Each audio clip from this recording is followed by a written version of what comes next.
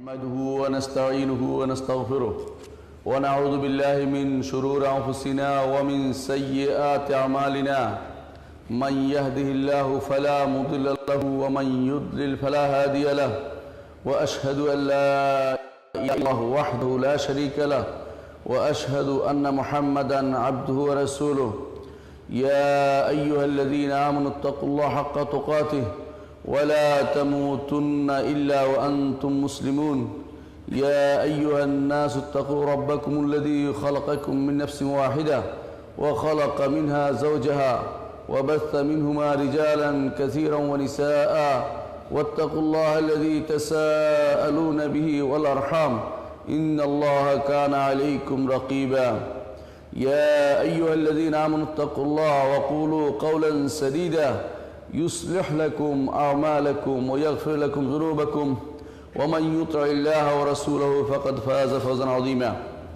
أما بعد فإن خير الحديث كتاب الله وخير الهدي هدي محمد صلى الله عليه وسلم وشر الأمور محدثاتها وكل محدثة بدعة وكل بدعة ضلالة وكل ضلالة في النار أيها الناس اتقوا الله فالتقوى ملاك الحسنات ومن يتق الله يجعل له مخرجا ويرزقه من حيث لا يحتسب সম্মানিত মুসল্লিয়ান ইকরাম, আমি আমার নিজেকে এবং আপনাদের সবাইকে আল্লাহর তাকওয়া অবলম্বনের জন্য নসিহত করছি। যেই তাকওয়া অবলম্বনের মূল কথা হচ্ছে, মূল জিনিস হচ্ছে, প্রথম যে জিনিসটি দরকার তা হচ্ছে আল্লাহর উপর ঈমান। আজকে আমরা আল্লাহর উপর ঈমান নিয়ে আলোচনা করব। আল্লাহর উপর ঈমান এমন একটি সময় আলোচনা করছি আমরা যখন পৃথিবী জুড়ে নাস্তিকতার সয়লাব বয়ে যাচ্ছে। অনেক ছাত্র আমাদের কাছে, অনেক ছাত্র মুরব্বীরা অনেকেই মাঝে মধ্যেই ফোন করে বলে, অন্তরের মধ্যে আমাদের বিভিন্ন রকমের সমস্যা আসে, ওয়াসওয়াসা আসে, এটা থেকে মুক্তির কি পথ, কিভাবে এ থেকে বের হতে পারবো? শয়তানের বিভিন্ন কারসাজি আছে। বড় কারসাজি হচ্ছে গাফলতি তৈরি করে দেয়া। আপনাকে গাফল রেখে দেবে, আপনাকে এমন অবস্থায় রেখে দেবে আপনি আল্লাহ সম্পর্কে চিন্তাই করবেন না। কিন্তু যখন এই অস্ত্র তার কাজে না লাগে, তখন দ্বিতীয় অস্ত্র কাজে লাগায়। সেটা হচ্ছে আপনাকে ঈমান আনার পরে ঈমান থেকে বের করার প্রচেষ্টা সে চালায়। কিভাবে সে সেটা করে? ঈমান আনার পরে আপনার অন্তরের ভিতরে এমন এমন প্রশ্ন জাগিয়ে তোলে যা কোনো ঈমানদার তুলতে পারে না। ঈমানদার অন্তরে আসলে সে মরে যেতে ইচ্ছা করে, কিন্তু এটা উচ্চারণ করতে পারে না। এরকম জিনিস তার অন্তরে তুলে দেয়। আর এর মধ্যে যদি কোনো বাইরের কোনো হস্তক্ষেপ এসে যায়, বিশেষ করে যারা নাস্তিক রয়েছে অথবা যারা ইসলাম বিরোধী শক্তি রয়েছে, তারা তাদের সন্দেহগুলি অন্তরে যদি ঢুকিয়ে দিতে পারে, তাহলে সন্দেহ যোগ হয়ে বহু রকমের সন্দেহ তৈরি হয়ে যায়। আজ অনেক মানুষকে আপনি দেখবেন সালাত পড়তো, যাকাত দিত, সওম পালন করত, অথবা হজও করে এসেছে, এরকম বহু মানুষ দেখবেন যে ধীরে ধীরে নাস্তিক হয়ে যাচ্ছে। এর কারণ কি? এর কারণ হচ্ছে ঈমান সম্পর্কে গুরুত্ব উপলব্ধি না করা, ঈমানের যে কত বড় নেয়ামত সেটা উপলব্ধি না করা। আল্লাহর উপর ঈমানের বিষয়টি প্রথম সেটা চলে আসে। রাসূলুল্লাহ সাল্লাল্লাহু আলাইহি ওয়াসাল্লামের যুগও তা হতো।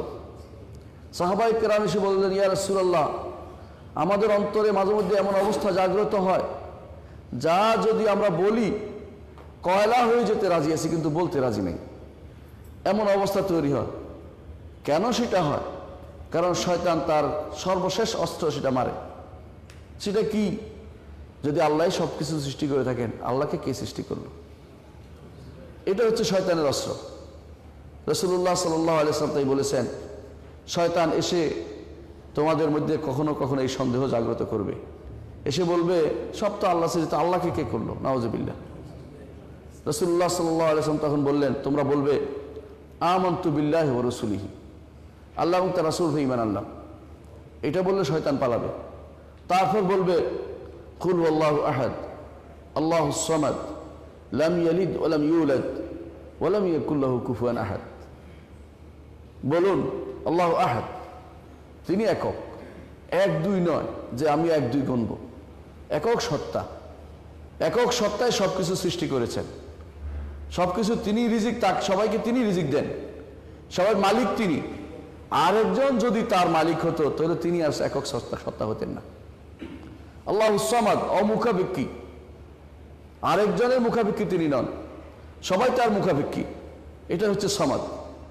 দুনিয়ার সবাই তার মুখাপেক্ষী, আখিরাতেও সবাই তার মুখাপেক্ষী হবে, সবাই তার মুখাপেক্ষী সব সময় থাকবে।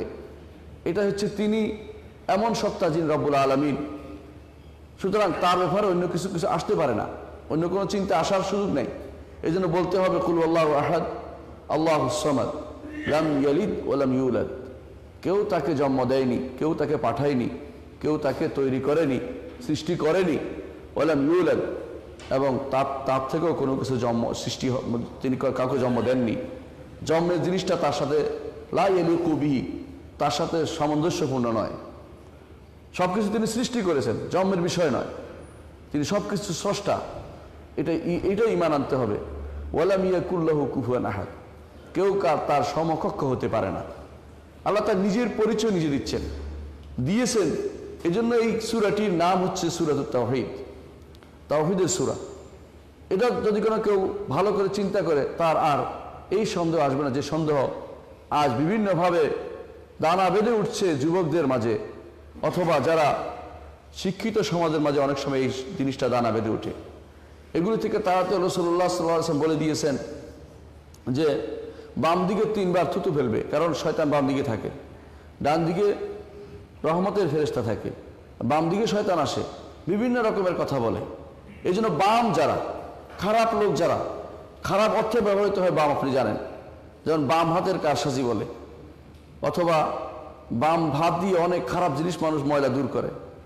এই জন্য শয়তান ওই পাশে থাকে, এই জন্য বাম পাশে 3 বার থুতু ফেলতে বলেছেন রাসূলুল্লাহ সাল্লাল্লাহু আলাইহি ওয়াসাল্লাম। কেন? যখন অন্তরের ভিতরে এই জিনিসটা আসবে যে আল্লাহ সবকিছু সৃষ্টি করেছেন, আল্লাহকে সৃষ্টি করলো কে, নাউযুবিল্লাহ, এই জাতীয় প্রশ্ন আসবে। এটা তখনই বেশি হয় যখন ঈমানের উপর মানুষ মজবুতি আসে না। ঈমানের উপর মজবুতি আসার পরে যখন শয়তান কারসাজি করে, সেটাও তখন হয়। শয়তান কারসাজি করে যে কোনোভাবে তার অন্তরে সন্দেহ তৈরি করার চেষ্টা করে।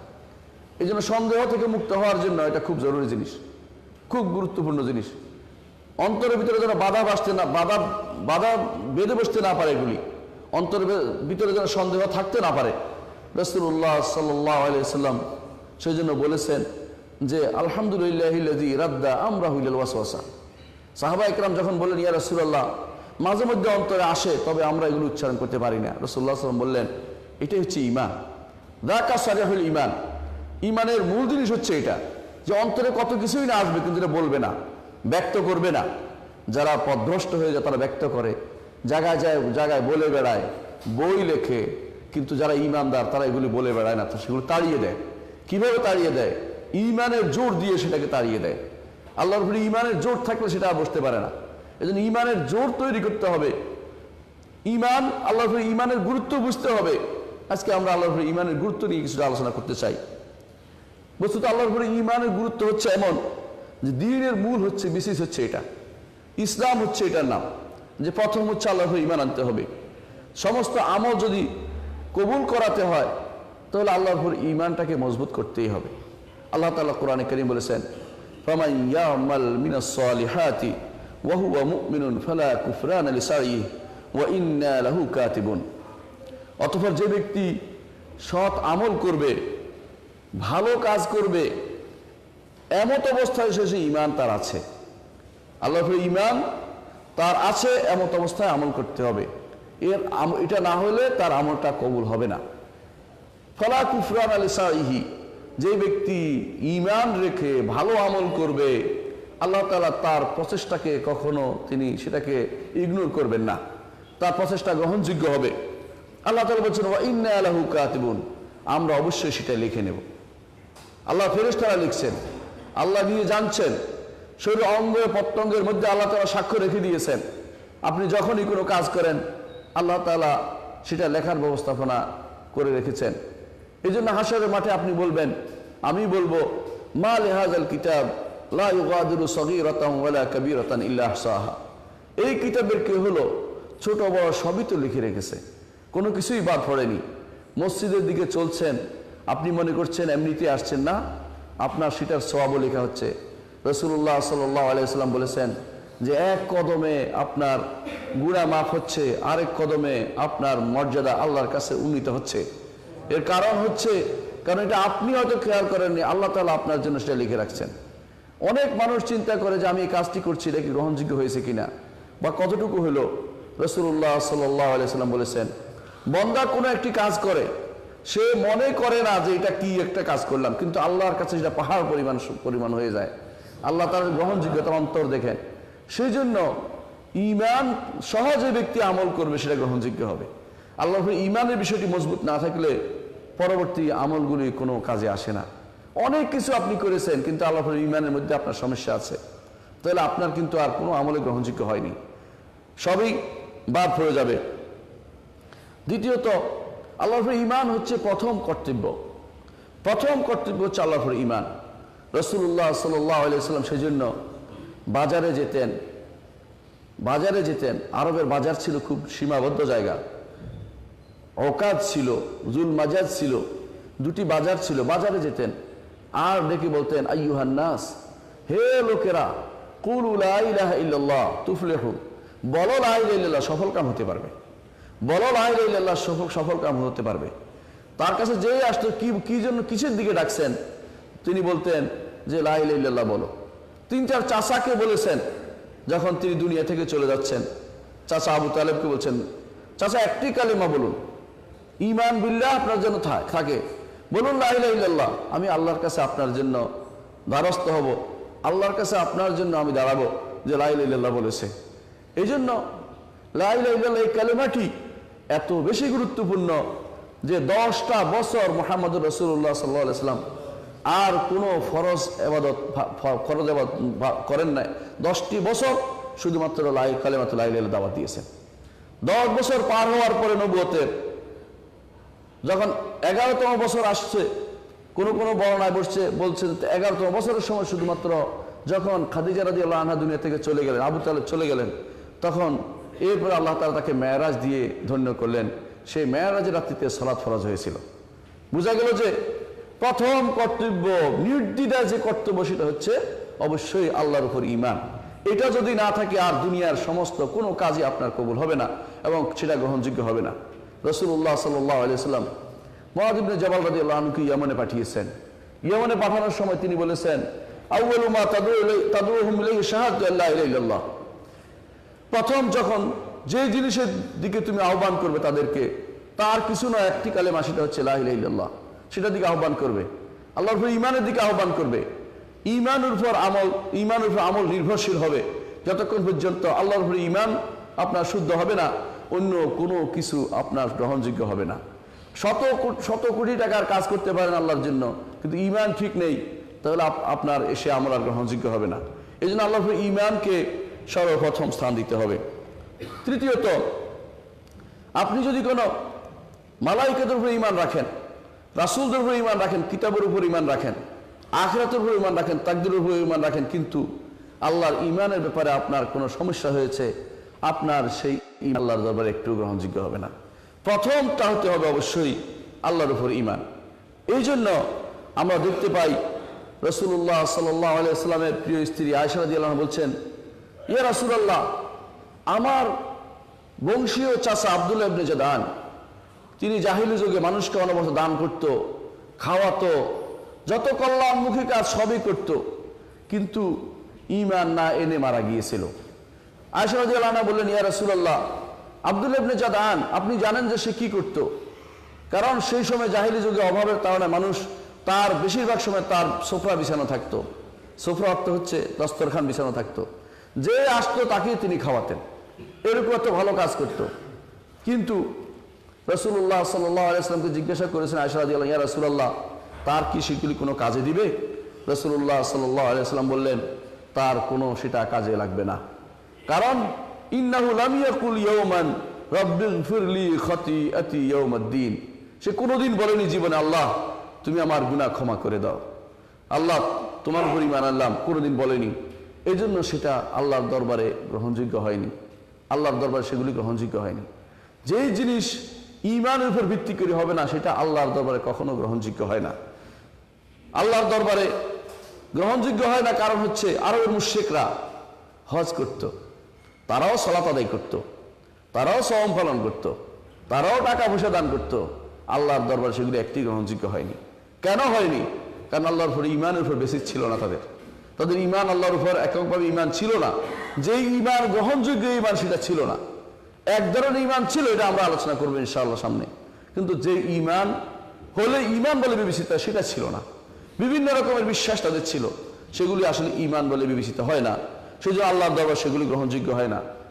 এই জন্য যত আমলই আপনি করেন না কেন, আপনার নাম শুনেছেন হাতেম তাই। হাতেম তাই, অনেকের হাতেম তাইয়ের কিচ্ছা বলে অনেকে বিভিন্ন জায়গাতে।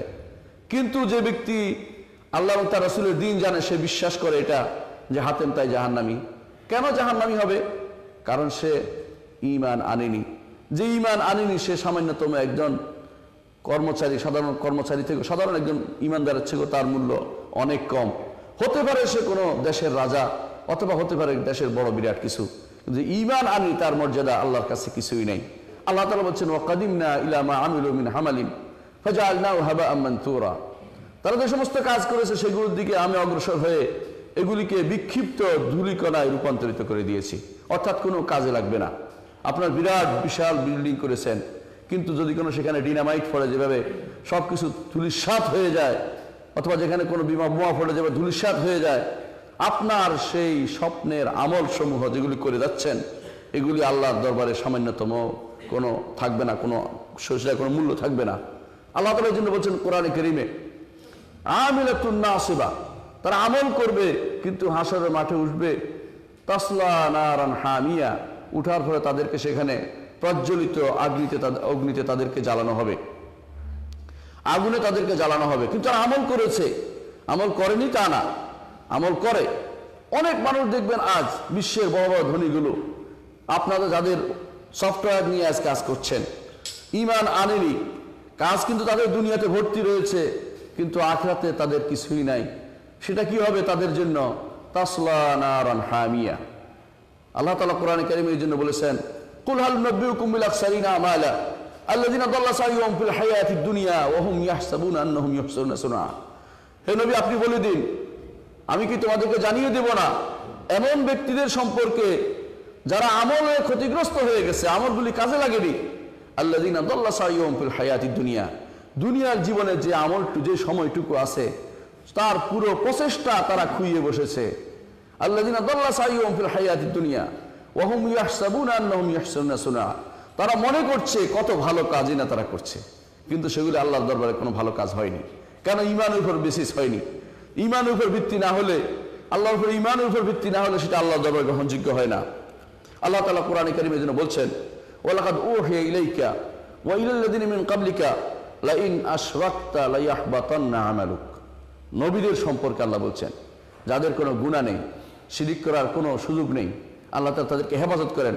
তাদেরকে আল্লাহ তাআলা বলছেন, আমি আপনার কাছে, হে নবী, আপনার কাছে ওহী করছি। আপনার পূর্ববর্তী প্রত্যেক নবীর কাছে ওহী করেছে এটা, প্রত্যেক নবীর কাছে আমি এটা জানিয়ে দিয়েছি। কি জানিয়ে দিয়েছেন? লাইন আশরাকতা লায়াহবাতান্না আমালুক। ঈমান যদি তোমার ঠিক না থাকে, তোমার সমস্ত আমল আমি পণ্ড করে দেব। তো আল্লাহর উপর ঈমানের গুরুত্ব বুঝতে হবে, ঈমান কিভাবে হয় তা শিখতে হবে আমাদেরকে। ঈমান বিল্লাহ শুধু যে আখিরাতের কাজে থাকবে তা নয়, দুনিয়ার বুকেও আপনার পরিবেশ পরিস্থিতি সব সুন্দর করবে, আপনার অবস্থা উন্নতি করবে। আল্লাহ তাআলা কোরআনে কারীম বলেছেন, ওয়াল্লাযীনা আমানু ওয়া আমিলুস সালিহাত ওয়া আমানু বিমা নুজিলা আলা মুহাম্মাদিন ওয়া হুয়াল হাক্কু মির রাব্বিহিম কাফফারা আনহুম সাইয়্যাতিহিম ওয়া আসলাহা বালাহুম। যারা ঈমান আনবে এবং সৎ কাজ করবে আর মুহাম্মাদের উপর যা নাজিল হয়েছে তার উপর ঈমান আনবে, ওয়া হুয়াল হাক্কু মির রাব্বিহিম, সেটা তাদের রবের পক্ষ থেকে হক, এটাই হচ্ছে সত্য। কাফফারা আনহুম সাইয়্যাতিহিম, তাদের গুনাহ আমি ক্ষমা করে দেব। ওয়া আসলাহা বালাহুম, তাদের অবস্থার আমি পরিপূর্ণ সুস্থ করে দিব, অবস্থা ঠিক করে দিব। মানুষ দোয়া করে সারাদিন, ইয়া হাইয়্যু ইয়া কাইয়্যুম বিরহমাতিকা আস্তাগীস আসলিহ লি শা'নি কুল্লাহ ওয়া লা তাকিলনি ইলা নাফসি তারফাতা আইন। রাসূলুল্লাহ সাল্লাল্লাহু আলাইহি ওয়াসাল্লাম শিখিয়ে দিয়ে দোয়া, হাই এবং কাইয়্যুম, রব্বুল ইজ্জতের কাছে আপনি দোয়া করছেন, চিরঞ্জীব সর্বসত্তার ধারক হচ্ছেন রব্বুল আলামিন। তার কাছে আপনি আমি সবসময় দোয়া করি, বিরহমাতিকা আস্তাগীথ, যে আপনার দয়ার ভিখারি আমি, আপনার দয়া দ্বারা উদ্ধার কামনা করছি। আপনার দয়া না হলে আমি উঠতে পারবো না, যে বিপদে আছি। দুনিয়ার জীবন পুরোটাই আপনার আমার শিক্ষণীয় জায়গা, যেখানে পরীক্ষার জায়গা। এখান থেকে বেরোতে আল্লাহর দয়া লাগবেই। এই জন্য বলতে হবে বিরহমাতিকা আস্তাগীথ। তারপর বলেন আসলিহ লি শা'নি কুল্লা ওয়ালা তাকিলনি ইলা নাফসি তারফাতা আইন। আমার যাবতীয় অবস্থার আপনি ঠিক করে দিন, সুস্থ করে দিন, সঠিক করে দিন। ওয়ালা তাকিলনি ইলা নাফসি তারফাতা আইন, চোখের পলক মারার মতো সময়, একটুকু সময় আমার কাছে আপনি আমাকে সমর্পণ করবেন না। অর্থাৎ আপনার কাছে আমি পুরো নিজেকে ন্যস্ত করে দিচ্ছি, আপনি আমাকে সঠিকভাবে পরিচালিত করুন। যেই ব্যক্তি ঈমান আনবে আল্লাহ তাকে সেভাবে দুনিয়ার বুকে সুন্দরভাবে পরিচালিত করবে। সাহাবায়ে কেরাম রিদওয়ানুল্লাহ আলাইহিম আজমাইন, তাদের অবস্থা কত পরিবর্তন, কি রকম ছিল আর কি রকম হয়ে গেছে। ওমর রাদিয়াল্লাহু আনহু কথা চিন্তা করুন। রাসূলুল্লাহ সাল্লাল্লাহু আলাইহি সাল্লামের মাথা নেয়ার জন্য গিয়েছিলেন, কিন্তু ঈমান এনে তিনি ধন্য হয়েছিলেন। কেন সেটা হয়েছিল? ঈমান আনার পরে ঠিক উল্টোটা হয়ে গিয়েছিলেন, অবস্থা পরিবর্তন হয়ে গিয়েছিল। আগে যারা জুলুম করত, ঈমান আনার পরে জুলুম তাদের আর শেষ হয়ে, জুলুম তারা আর করতে পারেনি। আগে তারা মাজলুম হয়ে গিয়েছিল, কিন্তু ঈমান যতক্ষণ তাদের ছিল না ততক্ষণ পর্যন্ত আর কিছু বলার তাদের ছিল না, কারণ কত রকমের অবস্থা তাদের ছিল। সেই জন্য সেই সময়কে জাহিলি যুগ বলা হয়, মূর্খতার যুগ বলা হয়, অজ্ঞতার যুগ বলা হয়, হানাহানির যুগ বলা হয়। ঠিক একই অবস্থা আজ আমাদের সমাজে বিরাজ করছে। হানাহানি, মারামারি, মূর্খতা, মূলতা আমাদের মধ্যে আজ বিরাজ করছে। কেন? আল্লাহর উপরে ঈমানের কমতি দেখে, আল্লাহর উপরে ঈমানের সঠিক অবস্থান আমাদের নাই বলে আজ এই অবস্থা তৈরি হয়েছে। যদি আমরা সত্যিকার আল্লাহর উপরে ঈমান আনতে পারি, আল্লাহ তাআলা আমাদের অবস্থার পরিবর্তন করে দিবেন। সেই জন্য আমাদের বেশি বেশি করে আল্লাহর উপরে ঈমানের ব্যাপারটি চর্চা করতে হবে, যে কোনোভাবেই যেন আমাদের ঈমান হারা হয়ে না যায়। পঞ্চমত যে জিনিসটি দরকার সেটা হচ্ছে আল্লাহর ঈমান আরেকটি জিনিস আমাদের দিবে, তা হচ্ছে নিরাপত্তা দিবে। কিসের নিরাপত্তা দিবে? দুনিয়ার বুকে অনেকে নিরাপত্তা বলতে বুঝে যে বিরাট বাড়ি পাহারাদার দিয়ে বসে আছেন। পাহারাদার কিন্তু আপনাকে হেফাজত করতে পারবে না। ঈমান থাকলে কেমনে হেফাজত দেখিয়ে দিয়েছেন। উমর ইবনে আব্দুল আজিজ রহমতুল্লাহ আলাইহির সময়ে এক মহিলা সফর করত এক দেশ থেকে আরেক দেশে, কিন্তু তাকে কেউ আক্রমণ করতো না। আর ঈমান যখন থাকবে না, পথের মধ্যে আপনি দেখবেন শকুনেরা আক্রমণ করছে, পাহারাদার বসেই আপনি শেষ করতে পারবেন না। এমন এমন রাষ্ট্র আছে নিরাপত্তা তারা খুব বড় বড়াই করে, মাত্র আধা ঘন্টার জন্য বিদ্যুৎ চলে গিয়েছিল, সেই দেশে কি অবস্থা হয়েছিল আপনারা জানেন। কেন?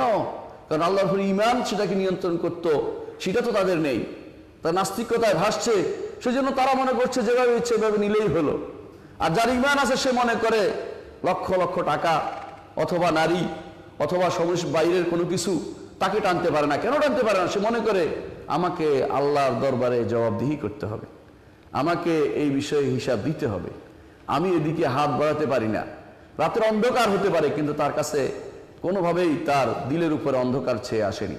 দিলের উপরে আলো আছে, তার অন্তরে আলো আছে, সে বুঝতে পারে যে আমাকে এগুলির জন্য জবাবদিহি করতে হবে, আমি নিরাপত্তায় ভুগছি। এই জন্য আপনারা জানেন, যখন ইব্রাহিম আলাইহিসসালাম যখন ঈমানের দাওয়াত দিলেন, সবাই তাকে আক্রমণ করে বসলো, সবাই তাকে ভয় দেখালো। কিসের ভয় দেখালো? বললো যে আমাদের এই যে মূর্তিগুলো আছে, আকাশের যে তারকাগুলো আছে যাদের পূজা আমরা করি, এগুলি তোমার ক্ষতি করবে। তিনি তখন বলেছিলেন ওয়াকাইফা আখাফু মা আশরাকতুম ওয়ালা তাখাফুনা আন্নাকুম আশরাকতুম বিল্লাহি মা লাম ইউনাজ্জিল বিহি আলাইকুম সুলতানা ফাআইয়ুল ফারিকাইনি আহাক্কু বিল আমনি ইন কুনতুম তা'লামুন। যদি তোমরা জানতে, আমাকে বলো তোমরা আল্লাহর সাথে শরীক করছো, আল্লাহর উপরে ঈমান আনছো না, তারপর তোমরা আমাকে ভয় দেখাচ্ছ উল্টা যে আমার ক্ষতি করবে। এগুলি আমার কোনো ক্ষতি করতে পারবে না, কারণ আমি ইন্নী ওয়াজ্জাহতু ওয়াজহিয়া লিল্লাযী ফাতারাস সামাওয়াতি ওয়াল আরদা হানিফা ওয়া মা আনা মিনাল মুশরিকিন। আমি তো আমার রব্বুল ইজ্জতের দিকে মুখ ফিরাচ্ছি। তিনি এগুলিকে সবগুলিকে তিনি সৃষ্টি করেছেন। এই চাঁদ, এই সিতারা, এই যত কিছু আছে পৃথিবীর বুকে বা দেখা যাচ্ছে, সবই তো তারই সৃষ্টি।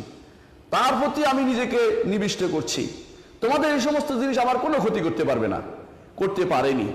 করতে পারেন ইব্রাহিম আলাইহিসসালামের ব্যাপারে দুনিয়ার তাগুতরা এবং অন্যান্যদের কত রকমের প্রচেষ্টা চালিয়েছে, আগুনে দিয়েছে, তার কি কোনো ক্ষতি হয়েছে? তার কোনো ক্ষতি হয়নি। বরং আল্লাহ তাআলা বলে দিলেন, কুলনা ইয়া নারু কুনি বারদাম ওয়া সালামান আলা ইব্রাহিম। আমরা বলে দিলাম, হে আগুন, আমার শান্ত প্রশান্ত ঠান্ডা হয়ে যাও এবং শান্তি দাও, শুধু ঠান্ডা নয়, বরফ নয়, শান্তি দাও আমার ইব্রাহিমকে। আল্লাহ তাআলার নির্দেশ পালন করেছে আগুন। কেন? তিনি আল্লাহর উপর ভরসা করেছিলেন।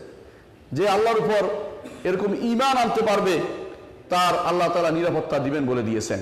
সেই নিরাপত্তা দুনিয়ার বুকে হয়তো সাময়িকভাবে মানুষ বিঘ্নিত করতে পারে, যেমন ইব্রাহিম আলাইহিসসালামকে দেশ ছাড়া করেছিল তারা, কিন্তু শেষ পর্যন্ত পরিণতি তার রয়েছে। আজ পর্যন্ত মানুষ স্মরণ করে তাকে ভালোভাবে। তিনি বলেছিলেন, ওয়াজআলনি লিসানা সিদকিন ফিল আখিরিন, আল্লাহ পরবর্তীদের মাঝে আমার স্মরণ রেখে দিবেন। আজও তাকে আমরা সুন্দরভাবে স্মরণ করছি, কারণ তিনি ছিলেন সৈয়দুল হুনাফা, হানিফ, যারা একমাত্র আল্লাহর দিকে একনিষ্ঠ আল্লাহর ইবাদতকারী, তাদের সর্দার ছিলেন ইব্রাহিম আলাইহিসসালাম। সেই জন্য তিনি বলেছিলেন, আল্লাযীনা আমানু ওয়া লাম ইয়ালবিসু ঈমানাহুম বিযুলমিন উলাইকা লাহুমুল আমনু ওয়া হুম মুহতাদুন। যারা ঈমান আনবে, শিরক মিশ্রিত থাকবে না তাদের ঈমান, আল্লাহর উপর একান্তভাবে ঈমান আনবে, খালেজ হবে, সেই ঈমান যে ব্যক্তি আনতে পারবে তাদের জন্য নিরাপত্তা রয়েছে আল্লাহর পক্ষ থেকে। উলাইকা ওয়া হুম মুহতাদুন, তারা হেদায়েত প্রাপ্ত হবে এবং তারা সঠিক পথে চলতে পারবে। আল্লাহর পক্ষ থেকে এই ঘোষণা দেওয়া হয়েছে। সেজন্য ঈমান আনলে অন্তরের ভিতরে প্রশান্তি আসে, আর ঈমান না আনলে অন্তরে অশান্তি থাকবেই থাকবে। কোনো মানুষ বলতে পারে ঈমান নাই, কারো প্রশান্তি আছে, এরকম ঈমান নাই প্রশান্তি থাকতে পারে না। কারণ ঈমান যিনি তৈরি করেছিলেন অন্তর, তার সাথে যতক্ষণ পর্যন্ত সম্পর্ক তৈরি না হবে অন্তরে প্রশান্তি আসবে না। আর যদি ঈমান আল্লাহর উপর ঈমান মজবুত হয়, প্রশান্তি অটোমেটিকলি নাজিল হবে, আল্লাহর পক্ষ থেকে সাকিনা নাজিল হবে, প্রশান্তি নাজিল হবে। এটা আল্লাহর পক্ষ থেকে স্পেশাল ঘোষণা রয়েছে। ঈমান সেটা আর কি উপকার করে? ঈমানের মাধ্যমে দুনিয়ার বুকে আপনি সুন্দর জীবন যাপন করতে পারবেন, দুনিয়ার বুকে আপনি সুন্দর জীবন যাপন করতে পারবেন। কোরআনে কারিমে আল্লাহ তাআলা বলেছেন, মান আমিলা সালিহাম মিন যাকারিন আও উনসা ওয়া হুয়া মুমিনুন ফালানুহয়িয়ান্নাহু হায়াতান তাইয়্যিবা ওয়া লানাজিয়ান্নাহুম আজরাহুম বিআহসানি মা কানু ইয়ামালুন। যারা নেক আমল করে, সে পুরুষ হোক বা নারী হোক, আল্লাহ তাআলা আলাদা করে দিচ্ছেন। এই জন্য কেউ যদি বলতে না পারে যে মান বলতে হয়তো পুরুষদের বুঝাচ্ছে, না, নারী পুরুষ উভয়ের জন্য আল্লাহ তাআলা স্পষ্ট উল্লেখ করে দিয়েছেন। নারী হোক আর পুরুষ হোক, যেই হোক না কেন, যদি নেক আমল করে, ভালো আমল করে, তো শর্ত হচ্ছে যে সে ঈমানদার হতে হবে। ঈমানদার হওয়ার পর যদি আমলগুলি করে, কি হবে? আল্লাহ বলছেন, ফালানুহয়িয়ান্নাহু হায়াতান তাইয়্যিবা, তাকে আমরা উত্তম হায়াতের ব্যবস্থা করে দিব, উত্তম জীবনের ব্যবস্থা করে দিব। উত্তম জীবন, দুনিয়ার বুকেও সে শান্তিতে থাকবে। আর যদি তার উপরে যে অশান্তি আসে, সেটাকে হাসি মুখে বরণ করে নেবে। মনে রাখবেন একটি কথা, মানুষের কষ্ট ওই সময় আরো বেড়ে যায় যখন তার মানসিক অশান্তি থাকে। মানসিক প্রশান্তি থাকলে যে কোনো কষ্টকে সে হাসি মুখে বরণ করতে পারে এবং মৃত্যুর সময় তার মুখে হাসি পাওয়া যায়। আর যদি মানসিকভাবে কষ্ট থাকে, তো আরো কষ্ট তার বৃদ্ধি পায়। এই জন্য ঈমান যার থাকে, তার যেহেতু মানসিক প্রশান্তি আছে, দুনিয়ার জীবনে যাই সে পায় সেটাকে সে কোনোভাবে খারাপভাবে নেয় না। এটাই হচ্ছে দুনিয়ার জীবনের আর তার জীবনের প্রশান্তি। আর আখিরাতের জীবনের ফালানুহয়িয়ান্নাহু হায়াতান তাইয়্যিবা, যেই জীবনের শেষ নেই সেই জীবনের প্রশান্তি তার রয়েছেই। সুতরাং এই জীবনের এই প্রশান্তিমূলক অবস্থা পেতে পারি যদি আমরা আল্লাহর উপর ঈমানকে যথাযথ প্রতিষ্ঠা করতে পারি। সপ্তম যে বৈশিষ্ট্য, তা হচ্ছে অবশ্যই আল্লাহর উপর ঈমান আনলে অন্তর পবিত্র হয়। কেমনে পবিত্র হয়? সাহাবায়ে কেরাম রাদিয়াল্লাহু আলাইহিম আজমাইনের দিকে তাকান, তাদের অন্তর আগে কি ছিল, পরে কি হয়েছে। আগে তারা আরবের সমাজে লুটেরা সমাজ ছিল, যে মক্কায় যেত, তাদের কথা না শুনে কিছু করতে পারতো না, কাপড় খুলে রেখে দিত যে আমাদের কাপড় কিনে তোয়াফ করতে হবে। কেউ মাল সামান নিয়ে এসছে মক্কায় বিক্রি করতে, তার সে সমস্ত মাল নিয়ে যাওয়া হতো, তাকে হয় দিত কিছু, না কিছুই দিত না, এভাবে লুট করে নিয়ে যাওয়া হতো। সেটার পরিবর্তন হয়েছে সাহাবায়ে কেরাম রাদিয়াল্লাহু আলাইহিম আজমাইনের ঈমান আনার পরে তাদের অবস্থার পরিবর্তন হয়েছে, তাদের তাজকিয়াতুন নফস হয়েছে, আত্মিক পরিশুদ্ধি হয়েছে, মানসিক পরিশুদ্ধি হয়েছে, সার্বিক পরিশুদ্ধি তাদের হয়েছে, কারণ শুধুমাত্র আল্লাহর ঈমানটা মজবুত করার কারণে। একমাত্র আল্লাহর ঈমান যদি হয় তাহলে সেটাই তাদের এই ফল দিয়ে থাকে। অষ্টম যেই উপকার সেটা রয়েছে তা হচ্ছে যে যদি কোনো বিপদ আপদ হয়, মানুষ যখনই আল্লাহর ঈমানদার হয় তখন তার কিন্তু প্রশান্তি আসে। কেমনে আসে প্রশান্তি? আল্লাহ তাআলা কোরআনে কারীম বলে দিয়েছেন, মা আসাবা মিন মুসিবাতিন ইল্লা বিইজনিল্লাহ। দুনিয়ার বুকে যত বিপদে আসুক না কেন, এই বিপদের মূল জিনিস হচ্ছে রব্বুল আলামিন তা আপনার উপর লিখে দিয়েছেন। লেখা আছে, সেটা কারণটা আপনার নিজে করেছেন কিন্তু লেখা আছে। আপনি কোনো বিপদ যখন হয়, বিপদের দুটি কারণ, একটি হচ্ছে যে আমি কোনো অন্যায় করেছি, এটা শাস্তি আল্লাহ তাআলা দুনিয়াতে আমাকে দিয়ে দিচ্ছেন। আরেকটি কারণ হচ্ছে আল্লাহ তাআলা আমার ধৈর্যের পরীক্ষা নিচ্ছেন, যে ধৈর্য ধারণ করতে পারে কিনা ঈমানদার। আমি তাকে ধৈর্যের পরীক্ষা নিচ্ছি। যেমন যাদের গুনাহ ছিল না তাদের উপর বিপদ আসতো, নবীরা তাদের বিপদ আসতো কিন্তু তাদের কোনো গুনাহ ছিল না। বিপদ কেন আসতো? বিপদ আসতো এই জন্য আল্লাহ তাআলা তার নবীকে এই বিপদ দিয়ে তাকে অত্যন্ত মানসিকভাবে শক্তিশালী করে দিতেন, যাতে করে দুনিয়ার যে সমস্ত আঘাত তার উপর আসবে সে আঘাতগুলো সহ্য করতে পারে। সেই জন্য তার উপরে বিপদ আসছে। মুহাম্মদুর রাসূলুল্লাহ সাল্লাল্লাহু আলাইহি ওয়াসাল্লাম, যার 7টি সন্তান ছিল, 7টি সন্তানের মধ্যে একটি সন্তান ব্যতীত বাকি সবগুলি তার জীবদ্দশায় মারা গেছে। তিনি কি ঈমান হারা হয়েছেন? কোনোদিন শুনেছেন কোনোদিন তিনি বলেছেন, কোনোদিন বলেছেন যে কেন মরে গেল? কোনোদিন শুনেছেন কোনো কারো অভিযোগ করেছেন, হাপিত্তেশ করেছেন, অথবা বছর পর বছর ধরে কোনো রকমের কোনো এই শোক পালনের জন্য আমাদের তিনি নির্দেশ দিয়েছেন? দেননি। তিনি যেটা বলেছেন সেটা হচ্ছে যে ঈমানদার কখনো 3 দিনের বেশি কারো উপরে শোক করবে না, একমাত্র স্বামীর উপরে 4 মাস 10 দিন শোক করবে। আর বাইরে তিনি ঈমানদার মাত্র 3 দিন শোক করবে। এর বাইরে বলবে, এটা কি বলবে? কাদ্দারাল্লাহু ওয়া মা শাআ ফাআলা। আল্লাহ তাআলা এটা তাকদীরে রেখেছেন, অথবা হাযা কাদরুল্লাহ ওয়া মা শাআ ফাআলা। এটা আল্লাহর পক্ষ থেকে আমার উপর নির্ধারিত, আল্লাহ যা চেয়েছেন তা করেছেন, আমি সেটার উপর ধৈর্য ধারণ করব।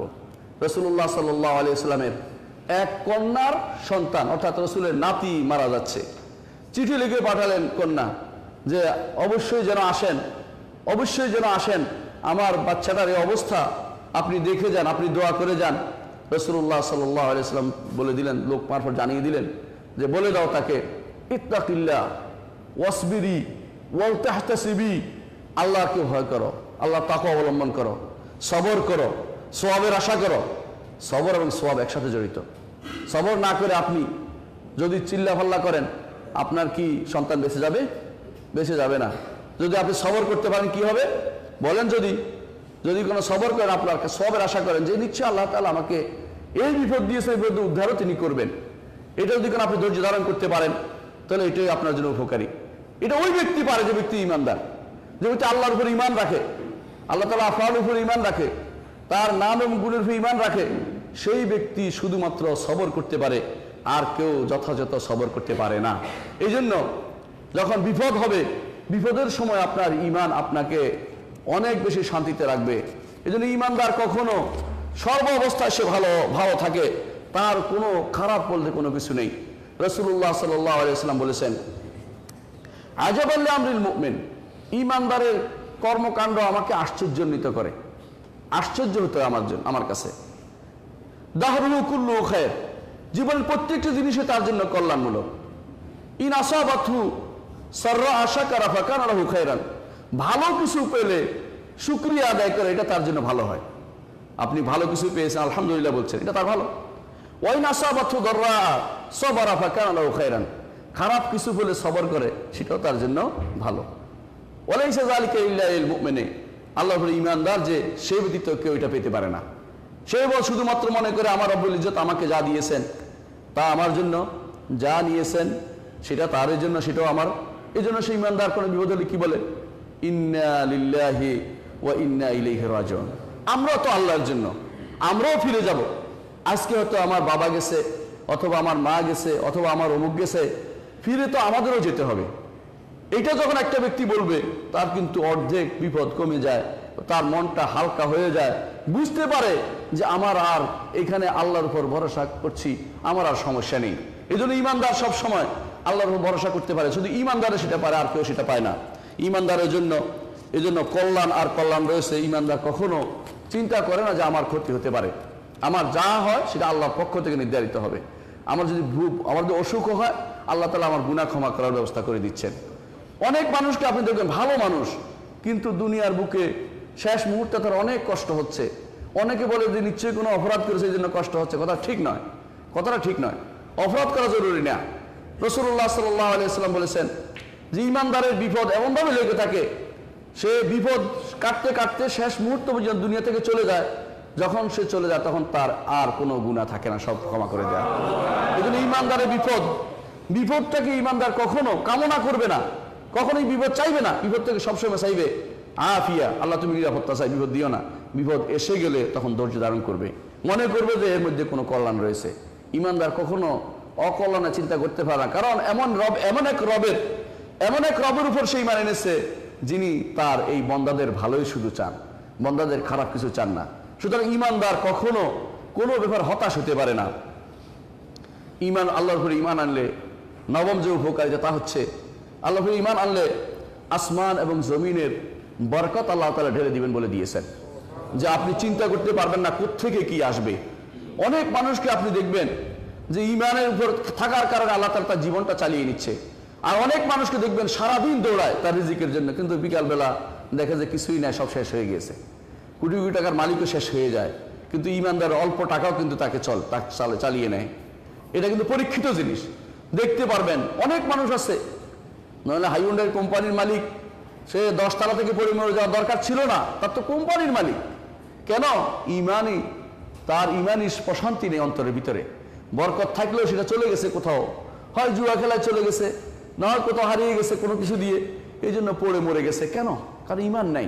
আর যে ঈমান আছে সেই ব্যক্তি 1 ঘন্টা রোজগার করে, 1.5 ঘন্টা আল্লাহর ইবাদতে লিপ্ত হয়, তার কোনো সমস্যা হয় না। ঈমানের মধ্যে যারা থাকতে পারে তাদের আর সমস্যা হয় না। সলফে সালেহিন বলতেন যে তাদের বউ বাচ্চারা ঘর থেকে বের হওয়ার সময় ওসিয়ত করত তাদের পিতাদেরকে যে আল্লাহকে ভয় করুন, আপনি এমন কিছু এনে আমাদের খাওয়াবেন না যা আমাদের জন্য হারাম মাংস তৈরি করে দিবে। এটাই হচ্ছে একজন মায়েদের কাজ, একজন সন্তানের কাজ, বাবা মাকে নসিহত করা যে আপনি যা করবেন যেন হালালটা যেন রোজগার করেন। এটা ওই ইমানদার শুধুমাত্র বলতে পারে। ইমানদার ছাড়া অন্য যারা যেখানে ইচ্ছে সেখানে টাকা রোজগারের চিন্তায় থাকে, ধান্দায় থাকে, তারা কোনদিন সেটা করতে পারে না। আল্লাহ তাআলা কোরআনে কারীম বলেছেন, ওয়ালাউ আন্না আহলাল কুরা আমানু ওয়াত্তাকাউ লাফাতাহনা আলাইহিম বারাকাতিম মিনাস সামাই ওয়াল আরদ। যদি জনপদবাসীরা ঈমান আনতো এবং তাকওয়া অবলম্বন করত, আমি তাদেরকে জমিন থেকে, উপর থেকে এবং জমিন থেকে তাদেরকে আমি খাওয়াতাম। মালিক আব্দুল আজিজ রাহমাহুল্লাহর ঘটনা বলছি। তিনি যখন সৌদি আরবে শরিয়া আইন প্রতিষ্ঠা করেছেন, তখন পেট্রো ডলারের কোনো কিছুই ছিল না, কিন্তু তিনি আল্লাহর দিকে তাকিয়ে সেটা প্রতিষ্ঠা করেছেন। যখন তিনি প্রতিষ্ঠা করেছেন, তারপরে সেখানে আল্লাহ তাআলা নিচ থেকে তাদেরকে পেট্রোল দিয়ে দিলেন, উপর থেকে বরকত দিয়ে দিলেন, সব রকমের বরকত তাদের মধ্যে নাজিল হলো। আবার যখন এরকম অবস্থা তৈরি হবে, আল্লাহর দিন থেকে মানুষ মুখ ফিরিয়ে নিবে, তখন আবার সবকিছু চলে যাবে। আপনি যতই সম্পদের পিছনে দৌড়ান না কেন, সম্পদ আপনার থেকে পালাতে থাকবে। রাসূলুল্লাহ সাল্লাল্লাহু আলাইহি ওয়াসাল্লাম বলেছেন, মান কানাতিদ দুনিয়া হাম্মুহু জাআলাল্লাহু ফাকরাহু বাইনা আইনাইহি। যে ব্যক্তি দুনিয়ায় একমাত্র চাইবে, তার 2 চোখের মাঝখানে অভাব লিখে দেওয়া হবে। ওয়া মান কানাতিল আখিরাতু হাম্মুহু জাআলাল্লাহু গিনাহু বাইনা আইনাইহি। আর যে ব্যক্তি আখিরাতকে চাইবে, আল্লাহ তাআলা 2 চোখের মাঝখানে অমুখাপেক্ষী কথাটা লিখে দিবেন, অর্থাৎ সে কোনোদিন পাগলামি করবে না, বরং আল্লাহ তাআলা যা দিবে তার উপর সন্তুষ্ট থাকবে।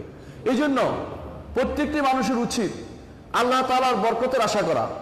ঈমান যদি থাকে, আল্লাহর বরকত অবশ্যই দিবেন, আল্লাহ তাআলা সেটা বাড়িয়ে দিবেন, ফাঁপিয়ে তুলবেন, যা আপনি কল্পনা করতে পারেননি। ইয়ারযুকহু মিন হাইসু লা ইয়াহতাসিব, যা আপনি চিন্তাও করেননি এমন রিজিক আল্লাহ তাআলা আপনাকে প্রদান করবেন। কিন্তু আল্লাহর উপর ঈমান থাকতে হবে। ঈমান থাকার কারণে আমাদের যে সমস্যা, ঈমান থাকার কারণে আপনি দেখতে পাবেন একটি পাখি, রাসূলুল্লাহ সাল্লাল্লাহু আলাইহি ওয়াসাল্লাম বলেছেন, পাখি বের হয় খালি পেটে, কিন্তু বিকালে বের হয় ভরা পেটে। কে তার জন্য রিজিকের ব্যবস্থা করে দিয়েছে? আগে থেকে আল্লাহ ব্যবস্থা করে দিচ্ছে, কারণ তার তো সমস্যা নাই, কিন্তু কুফরি হওয়ার সম্ভাবনা নাই তার। আমি আপনি কুফরি কাফের হওয়ার সম্ভাবনা বলেই আমরা চিন্তায় থাকি, আমার কি খাওয়া হবে, আমার কি হবে, হারাম কিভাবে নিতে পারি, সেই চিন্তায় বিভোর থাকি। এই জন্য আল্লাহর পক্ষ থেকে হালাল রিজিক আসবে না যতক্ষণ পর্যন্ত আপনি হালালের চিন্তা করতে থাকুন। আল্লাহ তাআলা হালালের ব্যবস্থাপনা করে দিবেন। যদি কম আসে সেটার উপর সবর করুন, কারণ এর মধ্যে বরকত রয়েছে, এটা আমাদের বিশ্বাস করতে হবে। দশম যে উপকারিতা রয়েছে তা হচ্ছে আল্লাহ তাআলা বান্দাকে হেফাজত করবেন। কেমন হেফাজত করবেন? ইমাম আবু হানিফা রাহমাহুল্লাহ, তার উপর আঘাত এসেছে কিন্তু আল্লাহ তাআলা হেফাজত করেছেন। কেন? ঈমানের কারণে। শারীরের উপর আঘাত এসেছে, হেফাজত করেছেন কিসের কারণে? ঈমানের কারণে।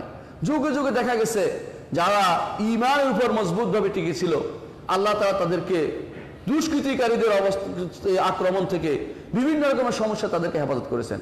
কিন্তু যখন আল্লাহর ফয়সালা এসে যাবে তখন মৃত্যু হবে, সেটা তো ফয়সালার ব্যাপার। এর আগ পর্যন্ত আল্লাহ তাআলা বিভিন্নভাবে তাদের হেফাজত করেন। অনেক মানুষ লিখে থাকে যে আমার এই অবস্থা হয়ে গিয়েছিল, আল্লাহ তাআলা কিভাবে বাঁচিয়ে দিলেন আমি জানি না। কিভাবে বাঁচিয়ে দিলেন আপনি জানেন না, কিন্তু আল্লাহ তো জানেন। আল্লাহ তো আপনার অবস্থা দেখছেন, তিনি জানেন যে আল্লাহর উপরে ঈমান আপনার মজবুত আছে, সেজন্য তিনি আপনাকে হেফাজত করছেন। আল্লাহ তাআলা কোরআন কারীম বলেছেন, ইন্নাল্লাহা ইউদাফিউ আনিল্লাযিনা আমানু ইন্নাল্লাহা লা ইউহিব্বু কুল্লা খাওয়ানিন কাফুর। আল্লাহ তাআলা যারা ঈমান আনে তাদের পক্ষ থেকে প্রতিরোধ করবেন, প্রতিরোধের ব্যবস্থা করেন। আল্লাহ তাআলা বলে দিয়েছেন, লাহু মুআকিবাতুম মিন বাইনি ইয়াদাইহি ওয়া মিন খালফি ইয়াহফাযুনাহু মিন আমরিল্লাহ। মালায়েকারা ফেরেশতারা আপনার চারপাশে ঘুরঘুর করছে, আল্লাহর নির্দেশে আপনাকে বিভিন্ন রকম বিপদ থেকে বাঁচানোর চেষ্টা চালিয়ে যায়। ঈমানদার এই জন্য চালিয়ে যায়। আর কাফের হলে ফেরেশতারা সেখানে সহযোগিতা করে না। এক হাদিসে এসেছে, যখন ফেরাউন বলতে চেয়েছিল লা ইলাহা ইল্লাল্লাহ, জিবরিল তাকে সহযোগিতা করেনি। জিবরিল তাকে যখন সে কাদার ভিতরে ডুবে যাচ্ছে, জিবরিল তাকে সহযোগিতা করেনি। ঈমানদার হলে অবশ্যই জিবরিল সহযোগিতা করত। কেমনে করেছে আপনি জানেন? যখন একজন মানুষ তওবা করে যাচ্ছিল, হত্যা করে তওবা করতে যাচ্ছিল, তখন দুদিক মাপা হলো যে কোন দিকে মালায়েকাতুর রাহমা তাকে রূহরণ করবে না মালায়েকাতুর আযাব রূহরণ করবে। ঝগড়া লেগে গেল। আল্লাহ রাব্বুল ইজ্জতের কাছে দুইজনে গেলেন, যাই বললেন যে আমি স্মরণ করতে চেয়েছি, ও বলছে হরণ করবে। কেন? যে বড় পাপিষ্ঠ, আর ও বলতেছে ও তওবা করেছে, তওবা করতে যাচ্ছে। তখন আল্লাহ তাআলা ঘোষণা করলেন যে দুই জায়গা তোমরা মাইফে দেখো কোন দিকে সে বেশি গিয়েছে। আল্লাহ তাআলা জমিনকে নির্দেশ দিলেন, জমিন তুমি সংকুচিত হয়ে যাও, যেদিকে ভালো মানুষ সেদিকে সংকুচিত হয়ে গেল। সেদিকে তার অবস্থা দেখা গেল যে এক বিগত বেশি ওইদিকে চলে গেছে। আল্লাহ তখন মালায়েকাতুর রাহমা তাকে রূহরণ করলো। কেন? সে প্রচেষ্টা তারা চালিয়েছে। কেন? এই জন্য যে আল্লাহর পথের দিকে যাচ্ছে। আল্লাহর ঈমান যদি থাকে কেউ, আল্লাহ তাআলা অবশ্যই তাকে হেফাজত করবেন, আল্লাহ তাআলাকে হেফাজত করবেন। আল্লাহ তাআলা কোরআনে কারীমের জন্য বলেছেন, আলাইসাল্লাহু বিকাফিন আবদা, আলাইসাল্লাহু বিকাফিন আবদা। বান্দার জন্য কি আল্লাহ যথেষ্ট নয়? যে ব্যক্তি আল্লাহ দাসত্ব অবলম্বন করবে তার জন্য আল্লাহ তাআলাই যথেষ্ট। আল্লাহ তাআলা অন্য আয়াতে বলেছেন, ওমান ইয়াতাওয়াক্কাল আলাল্লাহি ফাহুয়া হাসবুহ। যে ব্যক্তি আল্লাহর উপর ভরসা করবে, তাওয়াক্কুল করবে, তার জন্য সেটাই যথেষ্ট।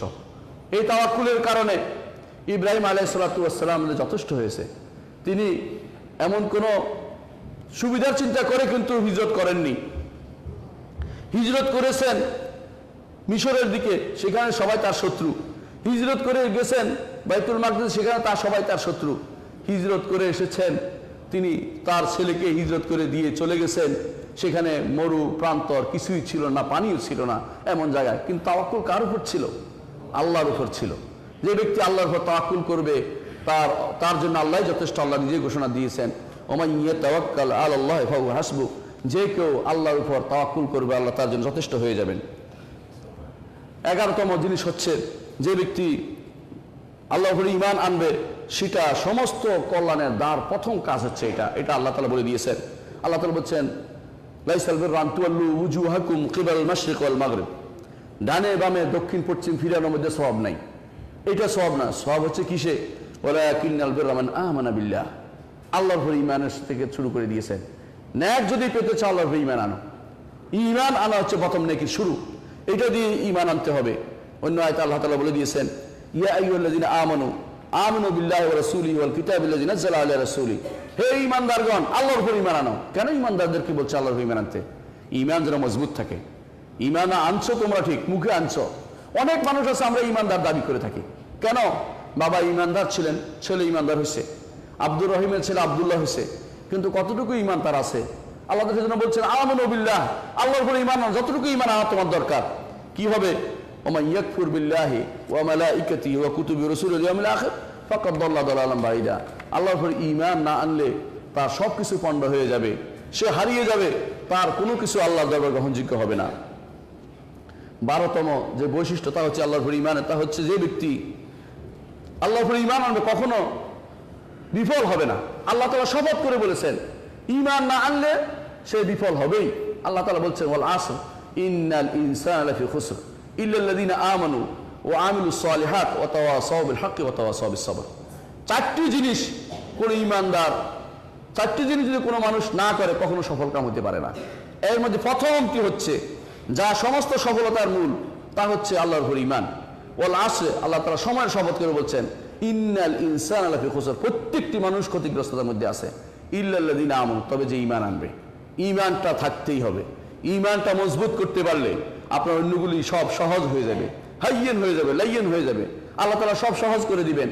আল্লাহর ঈমানের উপর আপনার নিজেকে, পরিবারকে, আপনার সমাজকে তৈরি করুন, নিশ্চয়ই এর মধ্যে কল্যাণ রয়েছে, এটাই আপনার জন্য উপকারী হবে। আল্লাহ তাআলা কোরআনে কারীমে অন্যত্র বলেছেন ওয়াত-তিনি ওয়াজ-যাইতুন ওয়া তুরি সিনিন। তারপর আল্লাহ তাআলা বলছেন লাকাদ খালাকনাল ইনসানা ফি আহসানি তাকওয়িম, লাকাদ খালাকনাল ইনসানা ফি আহসানি তাকওয়িম। মানুষকে আল্লাহ সুন্দর অভাব দিয়ে সৃষ্টি করেছেন। ইল্লাল্লাযিনা আমানু ওয়া আমিলুস সালিহাত, কিন্তু সুম্মা রাদাদনাহু আসফালা সাফিলিন। মানুষ সুন্দর অভাবে থাকে, ছোট বাচ্চারা সুন্দর থাকে, ধীরে ধীরে আস্তে আস্তে বুড়ো হয়ে যায়। বুড়ো হলে এমন অবস্থা পরিণত হয় কেউ তার দিকে তাকাতে চায় না তার দিকে। কিন্তু আল্লাহ তাআলা ঈমান যার থাকে, আল্লাহ তাআলা ঈমান যার যদি হয়ে থাকে সে অবশ্যই আল্লাহ তাআলা তাকে ফেরেশতা দিয়ে সংরক্ষণ করবেন, তাকে দেখার মতো লোক দিবেন। মরে গেলেও কবরের নিচেও তাকে দেখার জন্য তার সাথে আমল যাবে, হাসরের মাঠেও তার ব্যবস্থাপনা ভালো হবে। ঈমানের কোনো মজবুত ভিত্তির উপর প্রতিষ্ঠিত হয়ে থাকতে আপনার আর কোনো ক্ষতিগ্রস্ততার কোনো ভয় থাকবে না, কোনো ক্ষতিগ্রস্ত হবে না কেউ। এই জন্য ঈমানদার কখনো ক্ষতিগ্রস্ত হয় না। ঈমানদারের ক্ষতি বলতে কিছু থাকে না। ক্ষতি থেকে মুক্ত হতে হলে অবশ্যই ঈমান আনতে হবে। আল্লাহ তাআলা শপথ করে সেটা বলে দিয়েছেন। ঈমান সর্বোত্তম আমল বলে রাসূলুল্লাহ সাল্লাল্লাহু আলাইহি ওয়াসাল্লাম ঘোষণা করেছেন। রাসূলুল্লাহ সাল্লাল্লাহু আলাইহি ওয়াসাল্লামকে আবু যর রাদিয়াল্লাহু আনহু বলেন ইয়া রাসূলুল্লাহ আইয়ুল আমালি আফদাল, সবচেয়ে উৎকৃষ্ট কাজ কোনটি, কোন আমলটি আমি করব যেটা সবচেয়ে ভালো? রাসূলুল্লাহ সাল্লাল্লাহু আলাইহি ওয়াসাল্লাম বললেন আল ঈমানু বিল্লাহ, তো উৎকৃষ্ট সবচেয়ে কোনো রকমের রাগ ঢাক ছাড়া উত্তম কাজ হচ্ছে আল্লাহর উপরে ঈমান আনা। এই জন্য ঈমানদারের আনন্দ ধরে না, কারণ সে সত্যিকার আল্লাহকে চিনতে পেরেছে। ইমাম ইবনুল কাইয়িম রাহিমাহুল্লাহ বলেন যে ব্যক্তি আল্লাহকে চিনতে পারেনি তার সে কি আসলে নেয়ামত পেয়েছে কিনা সন্দেহ। আল্লাহকে যে চিনতে পারেনি, আল্লাহর উপর যার মারিফত হাসিল হয়নি, আল্লাহর উপর ঈমান যার আসেনি, সে ব্যক্তি আসলে সত্যিকারের নেয়ামত পায়নি। কেন পায়নি? দুনিয়ার বুকে যা পেয়েছে সামান্যতম, শুধুমাত্র সম্ভোগ মাত্র। দুনিয়া তার জন্য জান্নাত হওয়ার কথা ছিল, তা হয়নি, সামান্য জিনিস পেয়েছে। আখিরাতে সে কিছুই পাবে না। আর দুনিয়াতে যা পেয়েছে তাও কোনো এমন কিছু নয় যে ঈমানদারদের থেকে সবচেয়ে সব রকম ভালো পেয়েছে, তা নয়। হ্যাঁ, আপেক্ষিকভাবে সে হয়তো কিছু ভালো পেয়েছিল। রাসূলুল্লাহ সাল্লাল্লাহু আলাইহি ওয়াসাল্লামের এই হাদিসটি থেকে আমরা চিন্তা করে বুঝতে পারি যে ঈমানদার তার সর্বোৎকৃষ্ট কাজই হচ্ছে ঈমানটা। তার মধ্যে যত আমল করেছে ঈমানটা। অনেকে আমরা অন্যগুলি হেফাজত করার চিন্তা করি, ঈমানের হেফাজত চিন্তা করি না। না, ঈমানের হেফাজত করবেন। ঈমানের হেফাজত করলে অন্যগুলি সহজ হয়ে যাবে। কিন্তু ঈমানের হেফাজত যদি না থাকে অন্যগুলো আপনার কোনো কাজে লাগবে না। চতুর্দশ বা 14তম যে উপকারিতা হচ্ছে যে আখিরাতের জন্য আল্লাহ তাআলা আপনার অন্তরকে প্রশস্ত করে দিবে। আল্লাহ তাআলা বলেছেন ফামান ইউরিদুল্লাহু ইয়াহদিয়াহু ইয়াশরাহ সাদরাহু লিল ইসলাম। ঈমানের জন্য কল্যাণ যার চান আল্লাহ তাআলা তার জন্য ঈমানের জন্য পথটা প্রশস্ত, বক্ষটা প্রশস্ত করে দেন। আপনি তাকে ঈমানের কথা বলবেন, শুনতে চাইবে। আর কিছু মানুষ আছে ঈমানের কথা শুনতে চাইবে না, তারা গান বাদ্যের মধ্যে মেতে থাকতে চায়, হারামের মধ্যে মেতে থাকতে চায়। তাকে আপনি যত রকমই বুঝান ঈমানের কথা সে শুনতে চাইবে না। তারা কোরআনের কথা শুনবে না, হাদিসের কথা শুনবে না, কারণ তার মনটা অত্যন্ত সংকীর্ণ। 15তম হচ্ছে যে ঈমান আপনাকে গুনাহ থেকে দূরে রাখবে। ঈমান আপনাকে গুনাহ থেকে দূরে রাখবে। আল্লাহ তাআলা কোরআনে কারীম বলেছেন ইন্নাল্লাযীনা তাকাউ ইযা মাসসাহুম তায়ফুম মিনাশ শাইতানি তাযাক্কারু ফাইযা হুম মুবসিরুন। যারা ঈমান এনেছে, আল্লাহ তাকওয়া অবলম্বন করেছে, শয়তান পাকড়াও করলো তাদের মধ্যে চক্ষুস্রাণ হয় যে আমি এটা করব না। অন্তরের প্রবৃত্তির তাড়না যদি অন্যায় করেও বসে সঙ্গে সঙ্গে তওবা করে ফেলবে যে আমি গুনাহ করে ফেলেছি, আল্লাহ আমার গুনাহ ক্ষমা করে দাও। নফসে লাওয়ামা তিরস্কার করবে যে আমি কেন এটা করলাম। আর ঈমান তাকে এই গুনাহ থেকে দূরে থাকার জন্য তার পথ দেখিয়ে দিচ্ছে। 16তম হচ্ছে ঈমানের কারণেই শুধু জান্নাতে যাবেন। আল্লাহ তাআলা কোরআনে কারীম বলেছেন ওমান ইয়ামাল মিনাস সালিহাতি মিন যাকারিন আও উনসা ওয়া মুমিনুন ফাউলাইকা ইয়াদখুলুনা জান্নাতা ওয়া লা ইউযলামুনা নাকিরা। যে ব্যক্তি ঈমান রেখে আমল সালেহ করবে সে জান্নাতে প্রবেশ করবে, তার সামান্যতম ভয় সে করবে না। ওয়া লা ইউযলামুনা নাকিরা। নাকির কি জিনিস? নাকির হচ্ছে, আপনারা খেজুর খাইছেন কখনো? খেজুরের যে যে বিসিটা আছে, বিসির মধ্যে একটা ছিদ্র থাকে, বিসির মধ্যে একটা ছিদ্র, একটুকু পরিমাণ আল্লাহ তাআলা কারোর উপর জুলুম করবেন না। যদি কোনো আপনি ইমানের উপর থাকতে পারেন, আপনি হাসরের মাঠে ইমান নিয়ে যেতে পারেন, আল্লাহ তাআলা আপনার সমস্ত আমল কবুল করেন, আপনাকে জান্নাত দিবেন। আল্লাহ তাআলা সেটা ঘোষণা করেছেন। আল্লাহ তাআলা অন্য আয়াতে বলছেন, ফালা ইউখাফু যুলমা ওয়ালা হাদমা, জুলুমেরও ভয় করা যাবে না, ওয়ালা হাদমা, তার অবিচারের ভয় করবে না, বরং আল্লাহ তাআলা অন্য আয়াতে বলছেন, উলাইকা ইয়াদখুলুনা জান্নাতা ইউরযাকুনা ফিহা বিগাইরি হিসাব, সেখানে তারা জান্নাতে প্রবেশ করবে, বিনা হিসাবে তারা সেখানে রিজিক প্রাপ্ত হবে। ঈমানের কথা আমরা বলেছি যে ঈমান অবশ্যই থাকতে হবে, এটা হচ্ছে প্রথম সম্পদ, এবং যেটা হলো প্রাচীন সম্পদ, যেই সম্পদ আর কোনো কিছু দিয়ে বিক্রি করা যাবে না। কিন্তু ঈমান কিভাবে অর্জিত হবে? ঈমানের জন্য কি জিনিস দিয়ে ঈমান পাবেন? আল্লাহ এবং তার রাসূল যে জিনিস দিয়ে ঈমানের কথা বলছে হচ্ছে ইলম, জ্ঞানের মাধ্যমে ঈমান হবে। অন্ধভাবে ঈমান পাওয়া যায় না। অনেক ধর্মের মধ্যে আপনি পাবেন যেখানে বলা হয়েছে যে তুমি তর্কে বহুদূর, হ্যাঁ, মেনে নিলে তুমি পেয়ে গেলা। না, ইসলাম হলো জ্ঞানের মাধ্যমে, গুরুত্ব দিয়েছে জ্ঞানকে। এই জন্য আল্লাহ তাআলা বলছেন, ফাআলাম আন্নাহু লা ইলাহা ইল্লাল্লাহ, জেনে নাও তিনি ব্যতীত সত্য কোনো ইলাহ নেই। জেনে নিতে বলেছে, সেই জ্ঞানের মাধ্যমগুলি সবগুলি ব্যবহার করে আপনি ঈমানের উপর আসতে পারেন। কোনোটাকেই আল্লাহ তাআলা ইগনোর করেননি, সবগুলি। আল্লাহ তাআলা বলছেন, ইন্নাস সামআ ওয়াল বাসারা ওয়াল ফুআদা কুল্লু উলাইকা কানা আনহু মাসউলা, আপনার শ্রবণেন্দ্রিয়, আপনার দেখার যে জিনিস, শোনার যন্ত্র, দেখার যন্ত্র, অন্তর, তিনটি জিনিসকে খাস করেছেন। কেন? মানুষ দুনিয়াতে তিনটি জিনিস দিয়ে কিছু না কিছু উপলব্ধি করে। একটি হচ্ছে বাইরের জিনিস, দুনিয়ার জ্ঞান অন্বেষণের অবস্থান তিনটি। একটি হচ্ছে ইন্দ্রিয় গ্রাহ্য জ্ঞান, ইন্দ্রিয় দিয়ে কোনো কিছু আপনি বুঝতে পারেন, অথবা আপনি শুনতে পারেন, দূর দূরান্ত থেকে খবর শুনতে পারেন, এটা হলো শোনা জিনিস। আরেকটা হচ্ছে আপনি অন্তর দিয়ে উপলব্ধি করতে পারেন। তিনোটা দিয়ে আপনি রব্বুল ইজ্জতের উপর ঈমান আনতে হলে তিনটা জিনিস আপনার লাগবে। অন্ধভাবে ঈমান আনা হয় না, ঈমান জেনে শুনে আনতে হয়। এই জন্য ইলম হচ্ছে প্রথম শর্ত আল্লাহর ঈমানের। এই ইলম অর্জন যে ব্যক্তি করবে না, দুনিয়ার সমস্ত ইলম অর্জন করবে, কিন্তু আল্লাহর উপর ঈমানের ইলম অর্জনের চিন্তা করেনি, আল্লাহ তাআলা যে জিনিসগুলো দেখার কথা বলে সেগুলো দেখেনি, তো তার ঈমান কিভাবে অর্জিত হবে? সেটা হচ্ছে আল্লাহ তাআলা বারবার বলেছেন, ওমিন আয়াতিহি খালকুস সামাওয়াতি ওয়াল আরদ ওয়া ইখতিলাফুল লাইলি ওয়ান নাহার, আসমান এবং জমিনের সৃষ্টি এবং দিন রাত্রির পরিবর্তন, এগুলো আল্লাহর নিদর্শন। আল্লাহর নিদর্শনের দিকে তাকাতে আল্লাহ তাআলা বলছেন। অনুরূপভাবে আল্লাহ তাআলা আল্লাহর মাখলুকাত দিকে তাকাতে বলেছেন। সৃষ্টি এবং নিদর্শন, এই দুইটার মাধ্যমে ঈমান অর্জিত হয়। আল্লাহর ঈমান আনতে হলে এই দুইটা জিনিস লাগবে। এই জন্য শাইখুল ইসলাম মাহমুদ বিন আব্দুল ওয়াহাব রাহিমাহুল্লাহ বলছিলেন যে কিভাবে ঈমান, তোমাকে জিজ্ঞাসা করা হয় কিভাবে তুমি আল্লাহকে চিনলে, বলো যে আয়াতি ও মখলুকাতি, দুইটা জিনিস দিয়ে চিনেছি। আল্লাহ নিদর্শনগুলো, এই নিদর্শনগুলো আর কেউ দাবি করেনি যে আমি পৃথিবীর স্রষ্টা। এ পর্যন্ত কোনো ব্যক্তি বলে না যে আমি পৃথিবীর স্রষ্টা। এর অর্থ হচ্ছে স্রষ্টা রব্বুল আলামিন, তার ঈমান আনতে হলে আয়াত, আল্লাহর নিদর্শনগুলি বুঝতে হবে। সে নিদর্শনগুলি বৃহৎ নিদর্শন, সে সূর্য, তারপরে গ্রহ নক্ষত্র, অনুরূপভাবে আকাশ জমিন, রাত চাঁদ সূরজ, সবই তার সৃষ্টিকুল, সেগুলিও প্রমাণ করে যে আমার কোনো স্রষ্টা রয়েছে। সৃষ্টিকুল কি? মানুষ সৃষ্টি, জিন সৃষ্টি, অনুরূপভাবে যত কিছু আপনার চোখের সামনে পড়ে সবই তো আল্লাহর সৃষ্টি, সবই সৃষ্টি। সৃষ্টি কি জিনিস? যা আগে ছিল না এখন আছে, সবই এরকম, সবই দেখবেন যে শেষ হয়ে যাচ্ছে, নিঃশেষ হয়ে যাচ্ছে। এর অর্থ হচ্ছে সবই হচ্ছে এমন কোন সত্তার কারসাজি, এমন কোন সত্তার কাজ যিনি এগুলো করে দিয়েছেন, তার উপর ঈমান আনা আমাদের জন্য জরুরি। এই জন্য আল্লাহকে চিনতে হলে দুটি জিনিস গুরুত্বের সাথে নিতে হবে। একটি হচ্ছে আয়াত ও মাখলুকাত, এই দুটি জিনিস দিয়ে চিনা যাবে। যদি এই দুটি জিনিস দিকে কেউ না তাকায় তাহলে সে কখনো হেদায়েত প্রাপ্ত হবে না। যে আল্লাহ তাআলা বারবার বলছেন, আওয়ালাম ইয়ানজুরু ফি মালাকুতিস সামাওয়াতি ওয়াল আরদ, তারা কি তাকাতে পারে না আসমান এবং জমিনের রাজত্বের দিকে, বিভিন্ন দৃশ্যের দিকে, কিভাবে তা সংগঠিত হচ্ছে। ওমা তুগনুল আয়াতু ওয়ান নুযুরু আন কওমিন, যারা বুঝে না, চিন্তা করে না, গবেষণা করে না, তারা আল্লাহর আয়াত এবং আল্লাহ তাআলা যে সমস্ত ভয় দেখাচ্ছে সেগুলিকে তার কিছুই মনে করে না। কিন্তু যারা সামান্যতম জিনিসে অনেক সময় মানুষের অন্তর খুলে দিতে পারে। অনেক সময় মানুষের বাবা মারা যাওয়ার পরে দিনদার হয়ে যায়, ছেলে মারা যাওয়ার পরে দিনদার হয়ে যায়, কারণ বুঝতে পারছে তারও যেতে হবে। এত কাছের জিনিস দেখার দরকার নেই, আপনি তো এখনো দেখতে পারেন আকাশের দিকে, হাল তারা মিন ফুতুর, সেখানে কোনো সমস্যা দেখতে পাচ্ছেন?